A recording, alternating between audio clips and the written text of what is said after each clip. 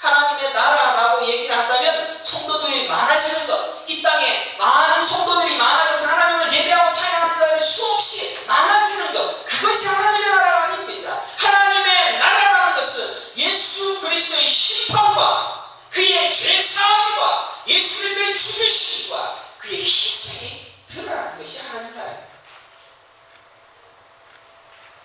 요새 교회가 크고 또 좋은 교회가 되어져서 건축하고 그런 교회들이 왜 문제가 생깁니까? 장로가 장로파로, 목사가 목사파로, 목사의 부정한 부분이 있으면 장로가 막아주고, 장로가 있는 반면에 그 목사 쫓아내려고 하는 장로들이 또 있습니다.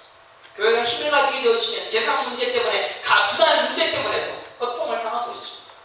그 교회가 하나님의 교회, 불완전한 교회다라는 이유가 아니고 그것은 하나님의 나라를 세우는 것으로서 교회가 세워진 것이 아니다라는 사실을 결론 맺어볼 수가 있다는 것입니다. 오로지 하나님의 관심은 하나님의 나라입니다.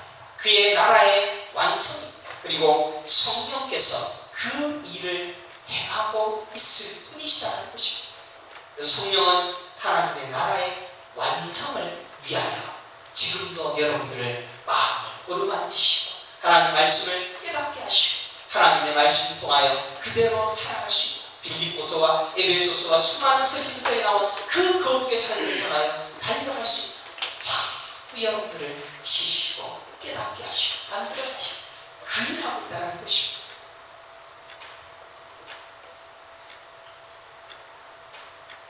그러면 제가 이제 두 번째 페이지로 구체적으로 성경에 나와 있는 성령 해방제가 무엇인가 라는 것을 살펴보려고 합니다.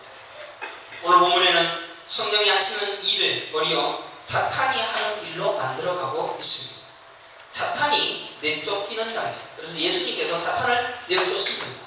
그러니까 사람들이 이야기하기를 예수님은 지금 귀신의 대장이신 바알세불의 힘으로 그 일을 했노라고 예수님을 조롱을 하고 있습니다.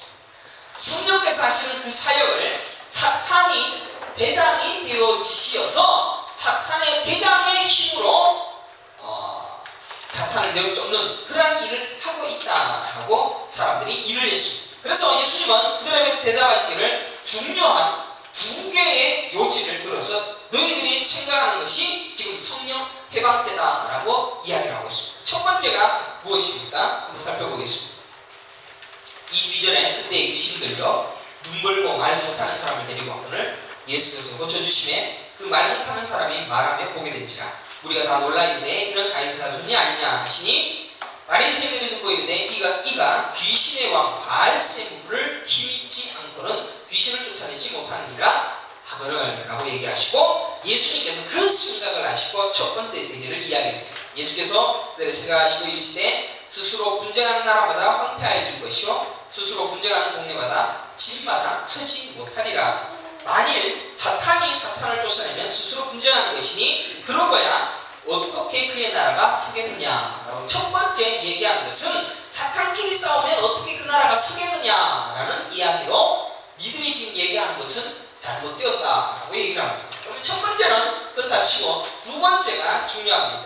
두 번째 이 성령 해방제를 해석할 수 있는 키 28절을 다시 한번 읽어보겠습니다. 시작. 그러나 내가 하나님의 성령을 힘입어 귀신을 쫓아내는 것이면 하나님의 나라가 이미 너희에게 임하였느니라. 지금 하나님의 성령을 힘입어 귀신을 쫓아내는 것이면 하나님의 나라가 이미 너희에게 임했다라는 과거형으로 쓰여지고 있습니다. 이 두 번째 반론이 얼마나 위대한 진리가 숨겨져 있는지 모릅니다. 하나님의 성령이 귀신을 쫓아내는 것은 귀신보다 이미 훨씬 더 강한 존재라는 것입니다. 아까 얘기했듯이 바알세불이 사탄을 내쫓으면 사탄의 대장이 사탄을 내쫓으면 그 나라가 서지 못하지 않겠느냐. 그러나 성령이 사탄을 내쫓으면 이 사탄보다는 하나님 성령님이 훨씬 더 큰 분이 아니냐라는 그런 이야기를 하고 있다는 것입니다. 이미 훨씬 더 강한 존재로서 힘을 가지고 있는 존재이기 때문에 29절을 보면 사람이 예를 들어서 예수님이 얘기하십니다. 사람이 먼저 강한 자를 결박하지 않고서야 어떻게 그 강한 자의 집에 들어가 그 세간을 강탈하겠느냐. 결박한 후에야 그 집을 강탈하리라 라고 기록하고 있습니다. 그러니까 힘을 가진 어떤 사람이 그 집에 있는 것을 가져오기 위해서는 그 집에 있는 사람보다 훨씬 더 강한 힘을 이미 가지고 있어야지만이 가져올 수 있다는 이야기입니다. 그러면 사탄은 지금 여러분들을 지배하고 있을지도 모릅니다. 또 이 땅을 지배합니다. 어제 뉴스를 보니까 계속 폭우, 비, 또 집이 무너지고, 또 경제 부채, 또 빈부의 차, 전부 요한계시록에 나와 있는 그 모든 계시들이 나팔들이 다 뉴스에 떠들고 있는 것을 보게 되었습니다. 이 땅은 지금 사탄의 지배당하고 있는 땅입니다. 그러나 성도들도 사탄의 지배에서 벗어날 수 없는 죄의 상태에 빠진 자들임에도 불구하고, 그런데 성령께서는 이미 사탄보다도 훨씬 더 큰 힘과 능력으로 제압을 했다는 것입니다. 제압을 해서 이겨냈다는 것입니다. 사람은 패배한 자이고 패배할 것입니다. 전쟁은 끝이 났고 패배의 백기가 높이 올려져 있습니다. 이미 예수 그리스도에 의하여서 사탄은 이미 패배자로 인정했습니다. 패배자로 인정받은 자이지만 사로잡힌 몇몇 사탄의 백성들, 사탄들은 여전히 사로잡은 백성, 이긴 전쟁 속에서 사탄에게 매여 있는 한 사람 한 사람들을 끄집어내고 있다는 것입니다. 그러니까 중요한 것은 전쟁에서는 이미 끝이 난 전쟁, 승리한 전쟁을 성령께서 가지고 있다는 것입니다. 그러면 지금 지배하고 있는 너희들의 권세 아래 있는 자들 중에 원래 하나님의 백성들을 알라라고 얘기할 수가 있다는 것입니다. 내어 쫓는 상황, 그죠? 상황. 귀신을 쫓아내는 모습들, 이것이 사탄을 이기는 모습이 아니다라는 것입니다.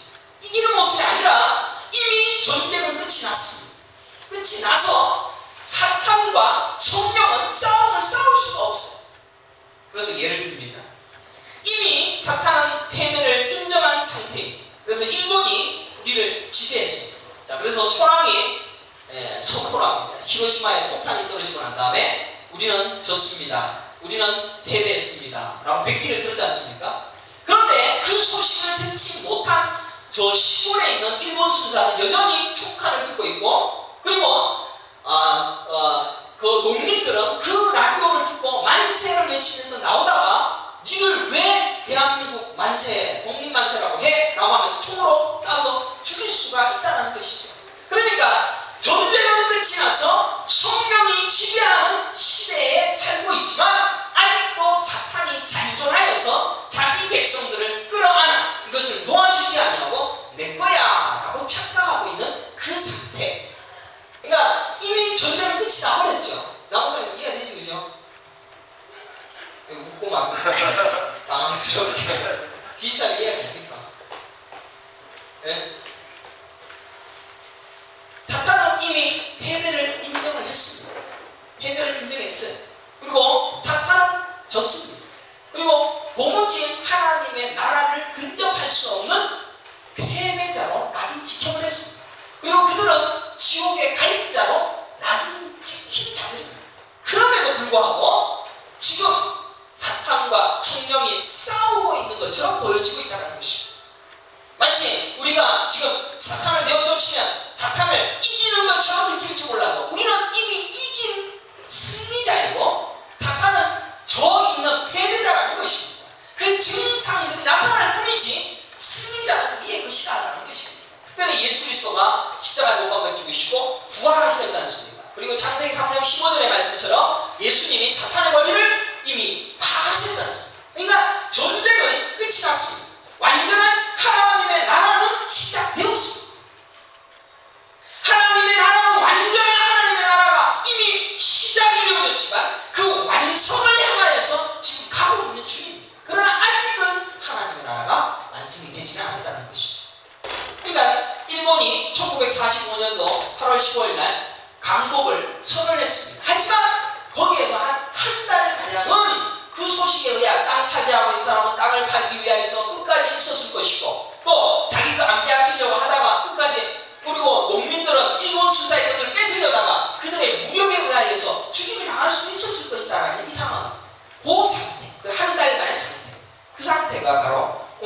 우리가 살아가는 이 시대의 상태라는 것입니다. 완전한 하나님의 나라는 이미 임했습니다. 그러나 사탄은 여전히 자신의 것이냐 속이고 있다는 것입니다. 그리고 안간해를 다 써서 자신의 영역에 속한 자를, 사탄의 속임을 당해서 자기 것이다라고 우기고 있는 그 자들을 끝까지 놓아주지 않고 있는 그런 상황. 그리고 그것을 깨닫지 못한 어둠의 자식들이 계속 마귀의 종노릇을 하고 있는 그 상태, 그 상황. 성령은 귀신을 명하여 쫓아낼 수 있는 이미 승리한 자입니다. 내 소유의 백성을 가지고 오겠다고 말하며 그 권리를 찾을 때 반드시 가져올 수 있는 승리자의 통치권을 이미 가지고 있다는 것입니다. 그래서 하나님의 나라라는 것은 천국이라는 어떤 큰 아름답고 훌륭한 그런 건물을 이야기하는 것이 아니라 하나님의 나라는 통치권입니다. 그래서 하나님의 나라는 통치권, 하나님의 통치권 안에 있다는 것입니다. 통치권 안에 있지만 그 안에서도 사탄의 세력들은 얼마든지 일어날 수 있지 않습니까? 성령은 귀신을 명하여 쫓아낼 수 있는 이미 승리한 자이고 내 소유의 백성들을 가지고 오겠다라고 말하면서 그 권리를 찾을 때까지 반드시 가져올 수 있는 승리자의 통치권을 가지고 계신 분이 성령 하나님이시다라는 것입니다. 그러면 여기까지 예수님께서 성령이 하신 일을 들어서 예수님께서 성령이 쏘신 하나님의 나라를 보여주고 있다는 것입니다. 예수님께서는 자기를 통하여서 성령이 일을 하십니다. 예수 안에 성령이 오시지 않습니까? 그렇죠? 예수님도 성령 받았습니다. 그렇죠? 성령을 받으셔서 그 성령을 사역을 통하여서 병자도 고치십니다. 또 기적도 행하십니다. 또 많은 것들을 보여주십니다. 그러면 그 많은 것들이 보여지는 것이 승리의 상태가 아니라 이미 승리되어진 완전한 승리로 끝이 난 전쟁 속에서의 한 증상이라는 것입니다. 여러분들은 기적을 보면서 야, 드디어 하나님께서 이겨가고 있구나, 우리 교회에 이런 승리를 주고 있구나 라고 얘기하는지 몰라도 기적을 보면서 여러분들이 느껴야 될 것은 우리는 이미 이긴 전쟁을 가지고 있고 승리자이고 그 승리의 증상을 조금만큼 보고 있다는 것입니다. 예수님께서는 이 하나님의 나라가 이미 선포되어졌고 이긴 상태에서 병을 고치시고 사탄을 내어 쫓으셨다는 것입니다. 자기 백성을 승리한 나라의 통치권으로 차리시는 사역을 많이 행하셨다는 것입니다. 그래서 저 사람도 지금 사탄에 매여 있지만 그 사람을 데리고 와서 하나님의 나라의 백성을 만드시고, 그래서 그 사역을 각각 하고 있는 것이 예수님의 기적적인 모습, 또 많은 기적의 행함, 표적의 행함의 모습이라는 것입니다. 마태복음 12장 15절을 함께 보겠습니다. 그래서 마태복음 12장 15절을 보면 우리 함께 읽겠습니다. 시작. 예수께서 아시고 거기를 떠나가시니 많은 사람들이 따르니라. 예수께서 그들의 병을 다 고치시고 자기를 나타내지 말라 경고하셨습니다. 자, 예수님은 기적을 나타내시고 보이시고 나타내시고 병도 나타내시고 병도 고치시는 여러 가지 기적들을 보여주셨지만 자기를 나타내지 않으셨습니다. 예수님이 가시는 모든 곳곳에 사람들이 들끓었습니다. 또한 예수님의 인기가 하늘을 찌를 듯이 올라왔습니다. 온 세상에 예수 그리스도는 진짜 하나님이시다 라는 그런 이야기를 하면서 막 쫓아내기 시작했습니다. 물리를 걷어다니기도 했고 5병이어로 5,000명을 먹이기도 했고 7병이어로 4,000명을 먹이셨습니다. 수많은 이적과 기사를 보이시며 사탄을 내어 쫓으시며 정말로 놀라운 일을 행하셨습니다. 그런 예수님은 그것을 드러내고 나타내고 보여지는 것을 통하여서 사람들에게 인기를 끄는 것을 금지했다는 것입니다.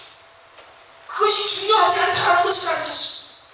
승리한 하나님의 나라가 그의 나라의 백성으로 모아지는 것에 집중하셨지, 하나님의 나라의 백성들이 사탄에게 얽매여 있는 그것을 하나하나 추수하는 것이 중요했지, 그